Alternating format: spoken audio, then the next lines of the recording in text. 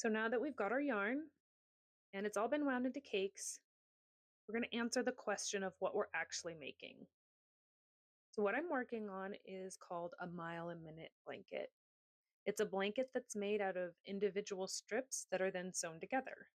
It's a pattern that my grandma taught me over 20 years ago. I've made more of these blankets than I can even remember. By now, I have the pattern memorized. The blankets you see in the picture are actually ones my grandma made for me and my two boys when we were babies. And this next set of videos will be a mix of the process and some tutorials on the one I'm currently making. Hopefully you can learn along the way. Now, the first step in this process, where I wound all the yarn into cakes, wasn't really necessary, but I did it for two reasons. The first reason being that I love this cat yarn bowl so much. I want to use it as much as possible because it's adorable and it just makes me happy when I see it. The second reason, which you saw me obsessively weighing each cake for in my last video, is because I bought 6 skeins of this variegated yarn and I wanted to split them as evenly as possible. I wanted 12 even cakes for my 12 strips I'm making for the blanket. By being exact with weighing, I hoped that I could just grab a cake, put it in the yarn bowl, and when it was gone, my strips would all be the same length. And as you can see in the picture, most were actually pretty close. I'm not sure what happened here with the one that was 97 or the two that were 110, but according to the math, which was this number here, the 1,242 divided by 12, which is how many strips I made, the perfect number should have been 103 per strip. Now, I want to add that doing this step is not necessary at all.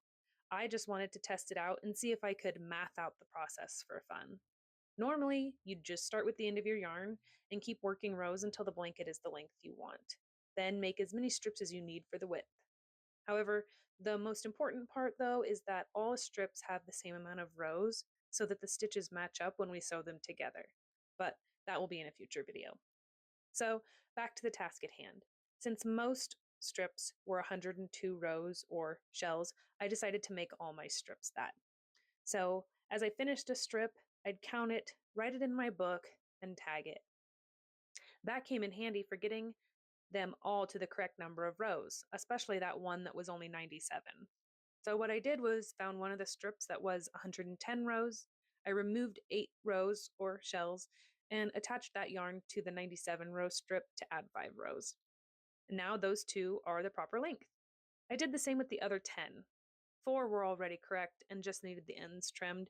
The other 6 just needed a few rows taken off.